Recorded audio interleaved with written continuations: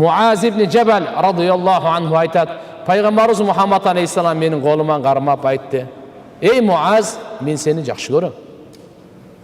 Мен саңа осият айтайын, есіңден шығаруға бекем қарма. Әрбір намаздан кейін Аллахумма а'инни ала дикрика ва шукрика ва хусни ибадатик. Я Алла, маңа жардам берген, өзіңді естегенге, маңа жардам берген, өзіңді неmatыңа шүкір қылғанға, маңа жардам берген, саңа чырайлы ибадат қылғанға. Ушу дуаны айтқанды еш қачан таштабағын, ей Муаз. Мен сені жақсы көрем, осиятым ушул саңа. Деп пайғамбарымыз саллаллаху алейхи ва саллям өзінің сүйкімді сахабасы Муаз ибн Джабал радияллаху анху айтқан осияты бүт үмметке, демек бардық еркектер, бардық аялдар, бардық билер, байлар, бардық кембағалдар пайғамбарымыздың ушул осиятына амал қылайлы, пайғамбарымыздың жақсы көрісі бізге насип болады. Бұл жерде үш нәрсеге Алла Тағаладан жардам сұрап атасыз сіз. Емнеге жардам сұрап атасыз?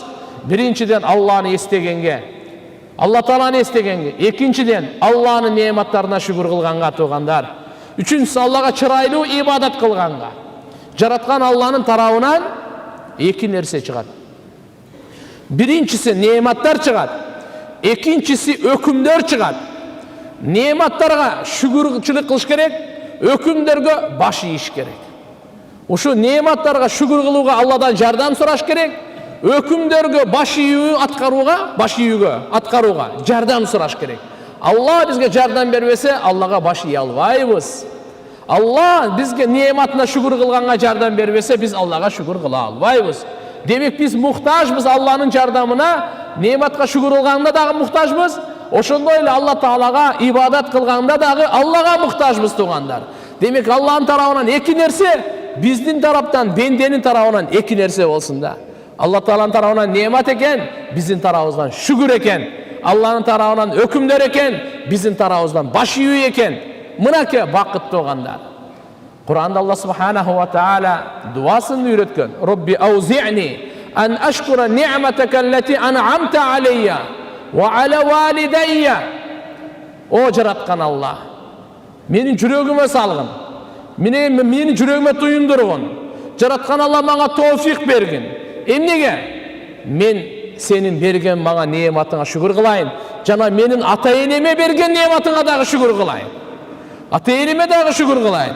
Робби аузини ан ашкура ни'матака аллати ан'амта алейя ва аля валидайя ва ан а'мала салихан тардаху. Жана ушундай мага тоофик берген, мен жакшы амалды кылайын, сен разы болгон амалды кылайын, сен разы болгон ишти кылайын, сен разы болгон сөздү айтайын деп Алладан сурашыбыз керек экен. Тарба вадхилни бирахматика фи ибадика салихин. Жана мени өз мээримдүүлүгүңө бөлөп, салихин, түз таза жүргөн адамдардын катарына кошуп киргизип койгун деген сөз экен. Ошолор менен чогуу бейишиңе киргизгин, ошолор менен чогуу кылгын. Жаман адамдарга мени кошпогун, жакшы адамдарга кошкун. Бейишке кире турган адамдарга мени ошол тарапка койгун, я Алла. Дозокко бара турган адамдарга, бактысыз адамдарга, азапка душар болгон, азапка лайыктуу болгон адамдарга мени кошпогун, я Алла. Мени каяка кошкун? Жакшы адамдарга. Ва алхиqni bis салихин. Я Алла, мени кошуп койгун. Салихин, пайгамбарлар, олиялар, сахабалар, түз таза жүргөндөр, адамдар, мынча айткандачы, өңү адам, ичи айвандарга кошпогун, ичи шайтандарга кошпогун, ичи жырткычтарга кошпогун. Келбети дагы инсан болсун, акыйкаты дагы инсан болсун, сырткы дүйнөсү дагы инсан болсун, ички дүйнөсү дагы инсан болсун. Ошолорго кошкун деген мынакей дуа. Алла Субханаху ва Таала Кур'анда буйрук берип койгон. Анишкурли ва ли валидайк. Эй, мага шүгүр кылгыла, жана ата-энеңерге шүгүр кылгыла. Мага шүгүр кылгыла, ата-энеңерге шүгүр кылгыла. Биринчи мага шүгүр кыла. Силерди жоктон бар кылдым, бир тамчы суудан жараттым. Сага баш, каш, бардыгын бердим, я Алла. Бендем деп Алла Субханаху канча неъмат берди. Эми ким аркылуу берди ушуну? Ата-энеңер аркылуу бердим. Силерди бу дүйнөгө жараттым, ата-энеңер аркылуу. Ата-энеңер себеп болду. Атаңардын белинен чыктыңар. Энеңердин карнынан чыктыңар. Силер ата-энеңер себеп болбосо келбейт энеңер. Аларга дагы шүгүр кылгыла. Ман лам яшкурин нас, лам яшкурилла. Пайгамбарыбыз саллаллаху алейхи ва саллям айтты. Ким адам баласына шүгүр кыла албаса, ал Аллага шүгүр кыла албайт. Ата-эне эң биринчи шүгүр кыла турган ата-эне. Ким ата-энесине шүгүр кыла албаса, ата-энесине рахмат айта албаса, ал Аллага да рахмат айта албайт. Аллага дагы шүгүр келтире албайт. Пайгамбарыбыз айтып атат муну. Демек Алла субханаху ва тааlanын тарабынан бардык немат хакыйкаты шүкүр. Шүгүрдүн хакыйкаты өзү ушул. Бардык немат Алладан гана деп билгиңиз, ушул шүгүрдүн хакыйкаты. Бардык немат Алла Тааладан деп билиңиз, ушул шүгүрдүн хакыйкаты. Эми кээде түздөн түз өмүр, түздөн түз акыл, түздөн түз иман, түздөн түз ден соолук, түздөн түз ырыскылар, түздөн түз сиздин бу дүйнөгө келгениңиз ата-эне менен аркылуу.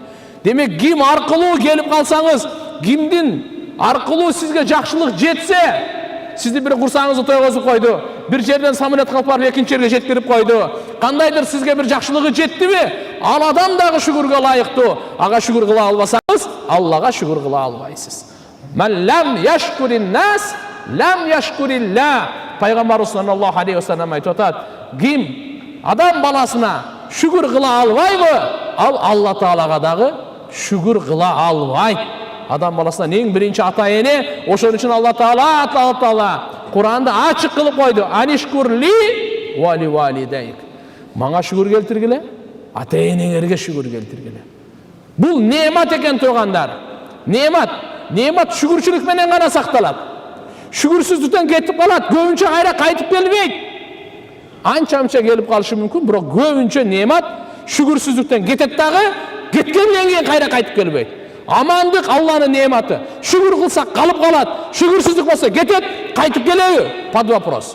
Кудай билет кайтып келеби, келбейби? Ошон үчүн колдон чыгарбайлы. Алла субханаху ва таала баарыбызга өзү товфик берсин. Баарыбызга Алла Таала өзү товфик берсин. Демек, шүгүрдүн хакыйкаты, шүгүр кылуучу адам билсин. Бардык нематтар Алла Тааланын тарабынан дейт. Ибн Мас'уд радıyallahu anhu айткан кен, аш-шүкр нисфул иман. Шүгүрчүлүк бул имандын жарымы деп турган. Имандын жарымы. Дагы кээ бир алымдар айткан, не деген десе, аш-шүкр, шүкр хакыйкаты шүкр айдан ан тафраха бил мун'им ла бин ни'ма нафси. Мындай дейт, хакыйкат, шүгүрдүн хакыйкаты немат берүүчү Алла менен сиз сыймыктаныңыз, Алла менен сүйүнүңүз, Алла менен сиз ошоно. Алла Таала мун'им, немат берүүчү зат, немат менен эмес. Туган, демек Алла Таала ушу ким бергенди ошону унутпайлы да. Берилген нерсени колдонуп, берүүчүнү унутуп калып атпайбызбы? Буну Кур'ани Каримде канут, шүгүрсүз деп айтат. Иннал инсана ли раббихи лаканут. Күмөнсүз инсан өз Роббисине шүгүрсүз.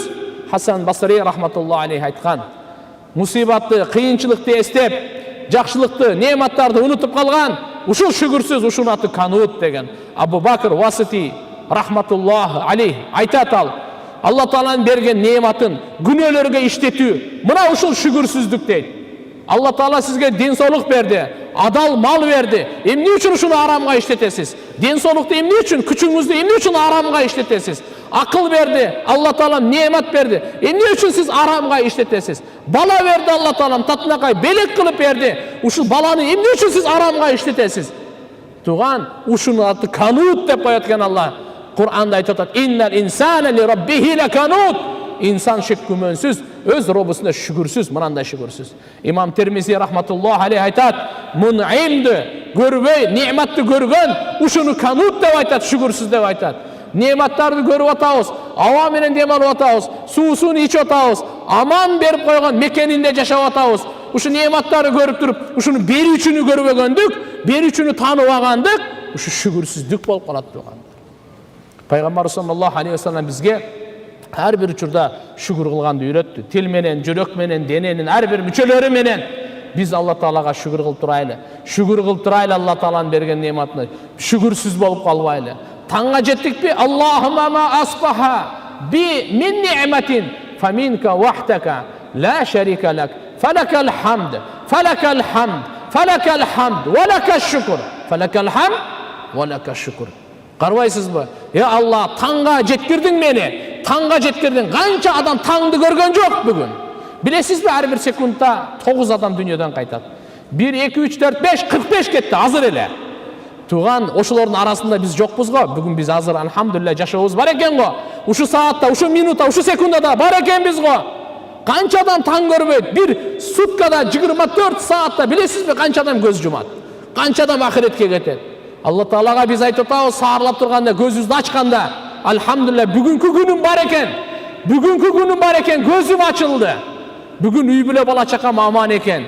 Ача аман экен. Аллахумма ма асбаха би мин ни'матин. Мени кайсы неамат менен таңга жеткирген болсоң, фа минка вахтака. Жалгыз гана ошо неамат сенин тарабыңдан. Ла шарика, сен эч бир шеригиң жок. Ошондуктан, андыктан фалакал хамду ва лака шүкүр. Саңа гана мактоо, саңа гана алкыш, саңа гана шүкүр болсун деп айтып атабыз. Эми кечке жетсек, Аллахумма ма амса би мин ни'матин. فمنك وحدك لا شريك لك فلك الحمد ولك الشكر. Geçke jetsek de ошоға шүгүр кылайлы тургандар. Алла, ошо кечке жеткиртиң. Канча адам кечке жетпей калды. Үйүнөн саарлап жумушка чыкты. Үйүнө жетпей калды. Сапарга чыкты. Үйүнө жетпей калды. Баламы көрүп келем деп чыкты. Көрбөй калды. Досума жолугам деди. Жолукпай калды. Тамакка чакырылды. Тамакка жетпей калды. Туган, бу Алла субханаху ва тааланын biz bilbeymiz kaçan çakırat, kaçan bizden ömrümüzde tartat, kaçan yüreğimizden akırkı sokkanın biz bilbeymiz. Gelinizler şükür kılıp yaşayın.